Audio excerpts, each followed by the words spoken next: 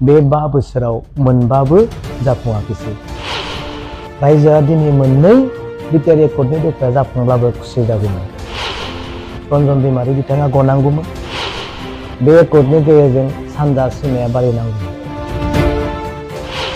इन्ट्र' भिडिअ'आव जायखौ नुदों बियो जोबोद सावरायनो गोनां खोथा, खोब इम्परटेन्स।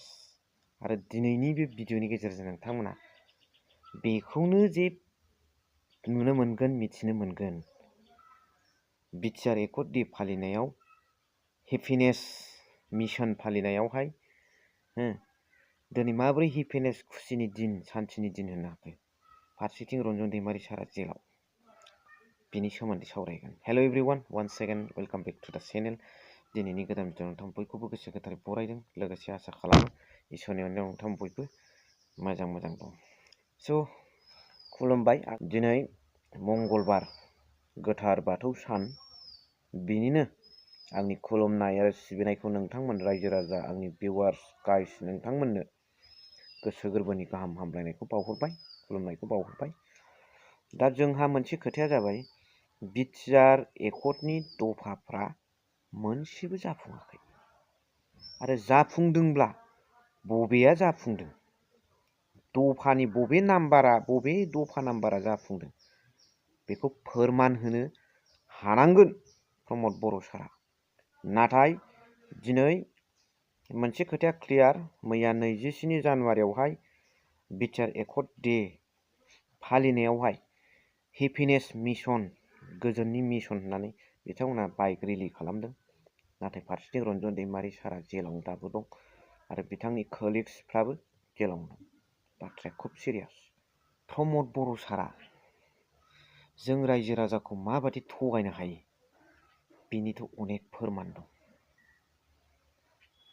मोनसेया जाहैबाय, बे बिटिआर सुक्तिनि दफाफ्रा आखरे आखरे फालन खालामजायाब्ला बिथाङा सुइसाइड जागोन। बेथ' इम्पसिबोल। दे नांलायला दे, सुइसाइडखौ मानो नांगौ। घरे घरे साखरि होगोन, 1 भट 1 जब। दाना फैनानै होनो हाला नालाय, पार हेड पार भट 1 भट 1 जबखौ होनो हाला नालाय। खोथाया जाहैबाय मा, प्राइभेट जबखौसो होनदों, जिखुनु खामानिखौसो होनदों। होमबा बे जिखुनु खामानिबा नों CM जानायनि सिगांबो रायजो राजाफ्रा जिखुनु मोनसे खामानि मावनानै जाखायो। होमब्ला गासिबो साख्रि मोनखाजोब्बाय। आरो बिनिफ्राय मोनसे गिदिर इस्युआ जाहैबाय, Ranjan Daimari sir and his colleagues, more than 60 members of NDP, बिथांमोना बिराद गिदिर सोरबा केसाव दं, सोरबा फासिनि अर्डाराव दं। बेफोरखौ दासिमबो बिथांमोनखौ उदां खालामनो हायाखै। फारसेथिं सान्थिनि दिन, हेपिनेस मिशन लादों। मैया 27 थारिखआव बिथांमोना बाइक रेलि खालामदों, गोजोन सान्थि जाबाय होननानै।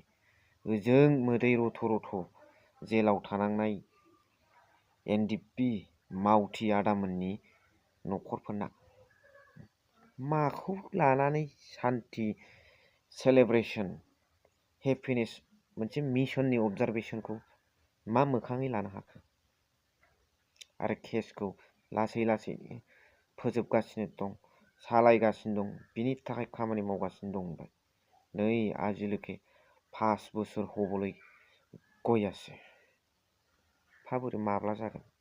आरो दफाफ्रा मावफुंजाबोगासिनो फारि होनदों। मोनसे खोथाया जाबाय मा, 10टा कलेजेसफोरखौहाय बिटिआर एकर्डनि गेजेरजों गभर्नमेन्ट खालामनाय जाबाय।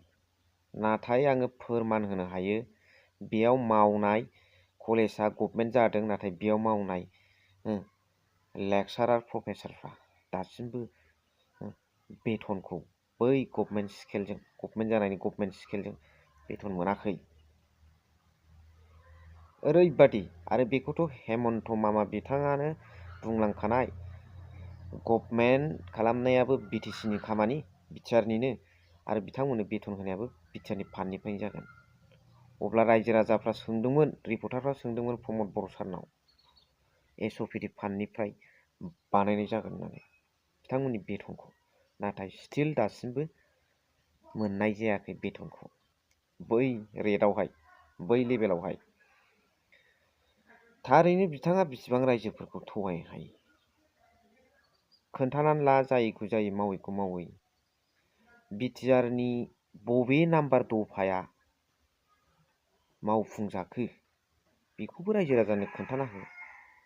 6.3 ना 6.2 ना 6.1 बबे दफा नाम्बारा मावफुंजाखो बेखौ खोन्थानानै होयोब्ला प्रमद बर'आ, बिथां सारा, CM सारा, प्रमद बर' सारा, माने सिगाङाव जिखिनि थगायदोंब्लाबो दा बिथाङा गाव सिखार लाबाय, दे बिदिनो चेन्ज जानांगौ होननानै रायजो राजाफ्रा साननानै लागोन।